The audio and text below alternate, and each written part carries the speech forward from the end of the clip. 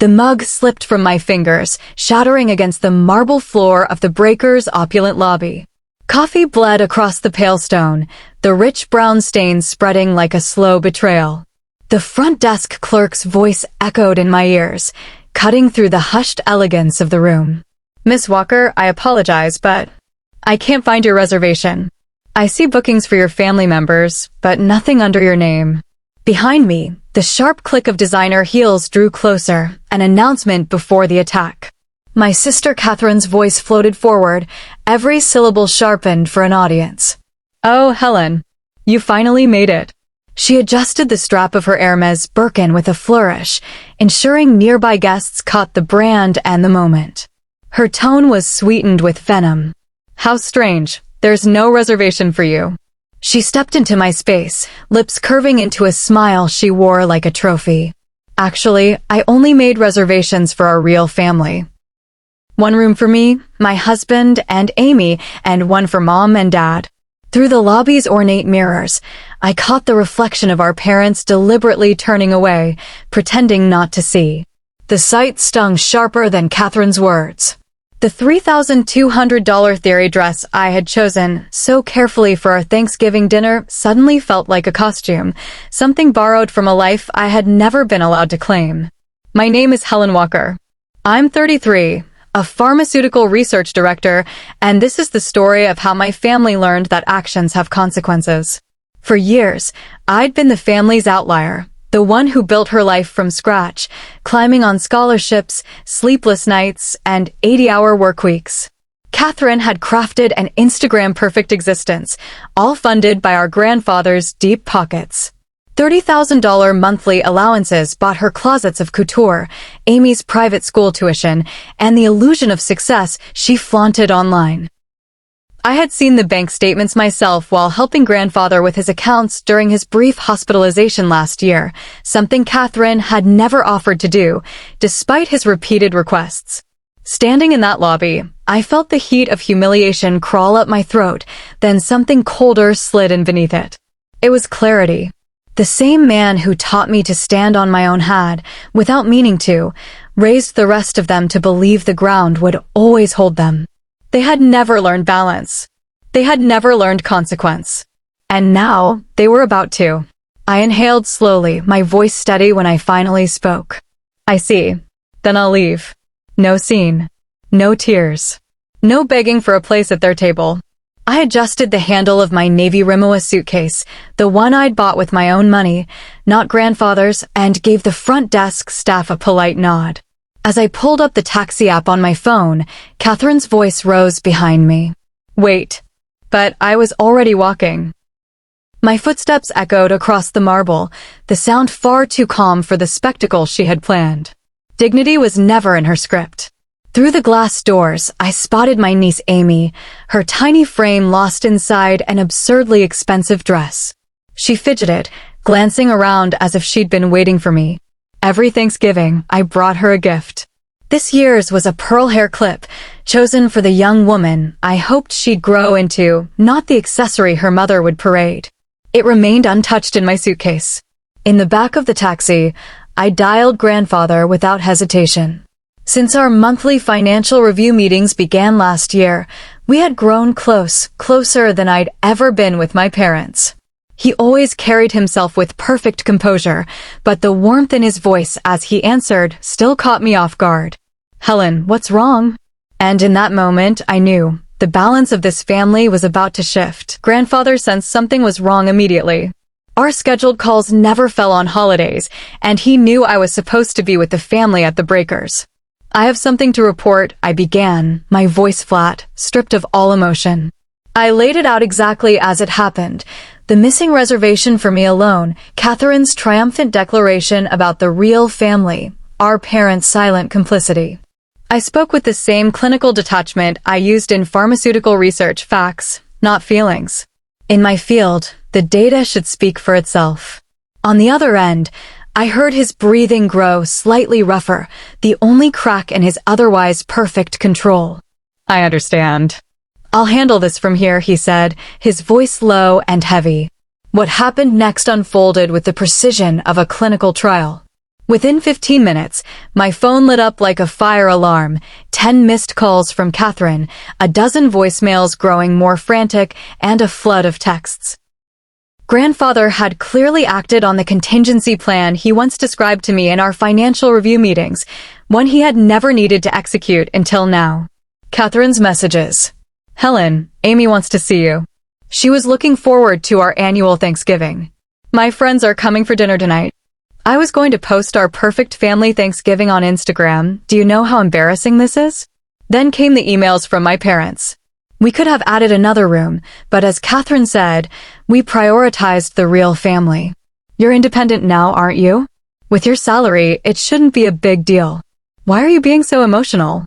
Catherine has a family, a husband and child, you understand, right? Can't you just quietly put up with it for Thanksgiving? That's always been your problem, only thinking about yourself, never considering the family. Each word tightened my chest, but these were old wounds. The pattern was familiar: diminish, dismiss, deflect. Their message didn't reveal my failings, it revealed theirs. By the time my Chicago-bound plane broke through the cloud line, a new email arrived from grandfather, addressed to every family member. Subject: my final decision. Today, on Thanksgiving, an incident occurred that severely damaged our family's dignity. The cruel treatment of Helen is an injury to the Walker name and cannot be tolerated under any circumstances. Effective immediately, I am freezing all financial support to George, Margaret, and Catherine. I must remind you that your luxurious lifestyles are entirely dependent on my support. Those who have lost sight of the family's essence, drowning in vanity and pretense, no longer qualify for such privilege. I hadn't even finished reading before my phone rang again, Catherine's number flashing. 5 calls in 2 minutes. Helen, please answer. Convince Grandpa, her voicemail begged, the polished edge of her voice fraying. Without grandfather's $30,000 monthly allowance, her carefully curated life would collapse in on itself. The mortgage on her showcase home. The leases on her fleet of luxury cars. Amy's exclusive private school tuition. All built on money she had never earned. Then came my parents' turn. Helen, this is about our retirement. Could you please talk to your grandfather? The $150,000 deposit for our luxury condo. The message cut off, but I didn't need to hear the rest. I knew exactly what they were asking. Save them again. And for the first time, I had no intention of doing so. The retirement home will be forfeited. Our medical insurance subsidies will stop. Their earlier arrogance had vanished, replaced with a humility I had never witnessed before. I'm sorry for saying such terrible things earlier, but this is a family crisis. I quietly powered off my smartphone and turned my gaze to the endless sea of clouds outside the window. This year, there would be no picture-perfect Walker Thanksgiving photos flooding social media, no grand table spread, no carefully staged portraits. For Catherine, that absence might wound deeper than the financial blow. When I landed in Chicago and connected to my home Wi-Fi, over 100 unread messages flooded in. The tone had shifted from anger to panic. What am I supposed to do? I can't pay the loans. What about Amy's school fees? We might not get the retirement home deposit back. I can't sleep thinking about the medical insurance. But what stood out most was grandfather's final notice, which I read twice just to feel its weight. This measure is irreversible. Consider it the consequence of your own actions. Any objection to my decision will result in the termination of all remaining support.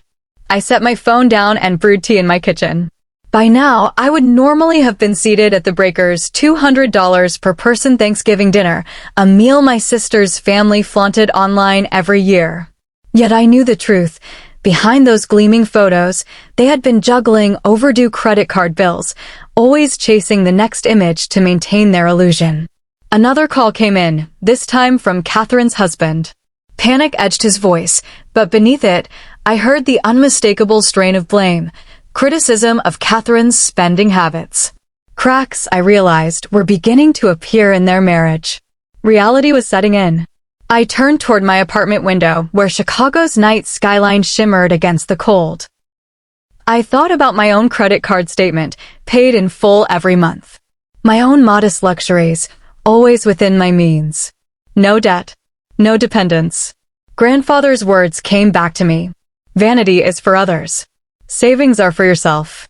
Here in this city, I had built my life brick by brick, choice by choice, without leaning on anyone's fortune.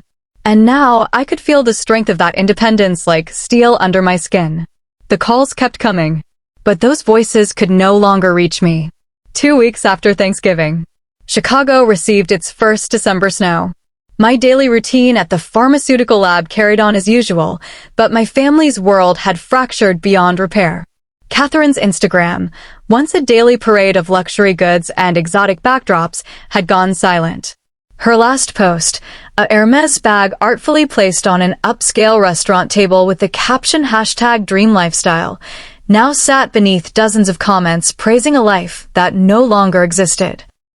From my father came an email that surprised me, genuine remorse. I'm reflecting on our years of extravagant living. We spoiled Catherine too much and were cold to you. I'm sorry. Similar words came from my mother. With our medical subsidies gone, we're finally understanding the real cost of healthcare. Our pension alone, it's nowhere near enough. And then came the line that lingered with me long after I closed my laptop.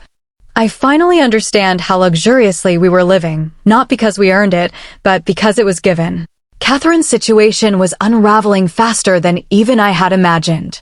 One afternoon, I received an unexpected call from her husband.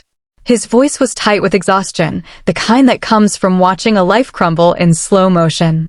I've discovered hidden debts she kept secret. I'm shocked by the credit card bills.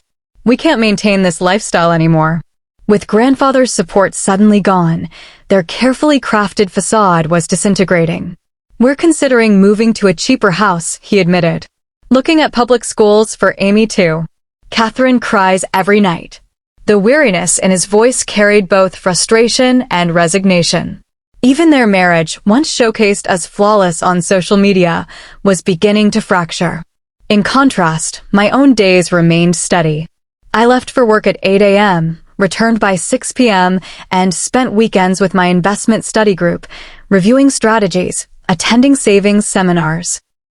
Just yesterday, I'd been promoted to lead a new research project, with my salary expected to rise to $200,000. My investments were performing well. My future was secure. Grandfather's words echoed in my mind more than ever. Vanity brings momentary satisfaction. Savings bring lifelong peace of mind. Over the following weeks, my family's frantic messages slowed. From daily in the first week to only once or twice weekly by the end of the month. The tone shifted to less pleading, more subdued acceptance. Amy will be transferring to public school. She'll take the bus.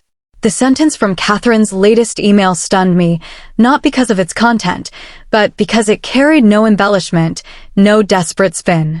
The dream she'd sold online for years was gone. Our parents were adjusting as well. Medical bills strained their resources. The luxury Florida retirement community they once boasted about had been replaced with a modest condominium. Their dream of endless leisure had collapsed with remarkable ease. We've been living with the wrong values for years, my father wrote in his latest message. Whether this new self-awareness would lead to genuine change remained to be seen. Last week, grandfather sent me a concise email. Awakening to the truth of life sometimes brings pain, but it's necessary pain. Your decision gave them an important lesson. I didn't reply. I simply saved the message. 3 months after Thanksgiving. Spring sunlight spilled across Chicago, glinting off Lake Michigan's waves outside my office window. My life hadn't just remained unchanged, it had grown richer, more fulfilling. The new pharmaceutical research project I was leading was advancing smoothly, and just last week I received official notice of another promotion. My investment portfolio continued to grow steadily. The other day, a small package arrived from grandfather. Inside was a simple pearl necklace. The attached card, in his familiar elegant handwriting, read, "True brilliance dwells in those who stand on their own feet." My contact with my parents remained minimal. They were settling into their smaller condominium and, by all appearances, adapting to reality. My mother's latest email contained something I'd never seen before, genuine understanding. Luxury brings momentary joy, But there's real security in a grounded lifestyle. Catherine's family had moved into an unremarkable suburban home. Amy now took the school bus. Their lives were smaller, quieter, and perhaps, for the first time, real. And mine? Mine had never been more my own. For the first time, my sister's words carried genuine understanding. Her family had moved to an ordinary suburban neighborhood. Amy had started attending public school, learning the small but important independence of riding the school bus each day. Catherine's once busy social media accounts had fallen silent. How empty it all seems now, posting just to keep up appearances, she confessed in a rare email. Their days were still clouded by credit card bills, and the marriage remained strained. But at least they were no longer turning away from reality. In my desk drawer, the pearl hair clip I had chosen for Amy still sat beautifully wrapped. I had been saving it, not for a birthday or holiday, but for the day she might understand true value. Not the kind measured in likes or fleeting approval, but the kind found in standing on her own 2 feet. Last week, a message arrived from Amy, sent from her mother's phone. "Aunt Helen, when can I see you again?" I stared at it for a long time. Perhaps the necessary pain had begun to heal something more important than appearances. I wrote back one word, soon. Outside my window, early spring winds moved through the street trees, scattering tiny buds and carrying the scent of fresh earth. It felt like the beginning of a new season, not only for the city, but maybe, just maybe, for our family as well.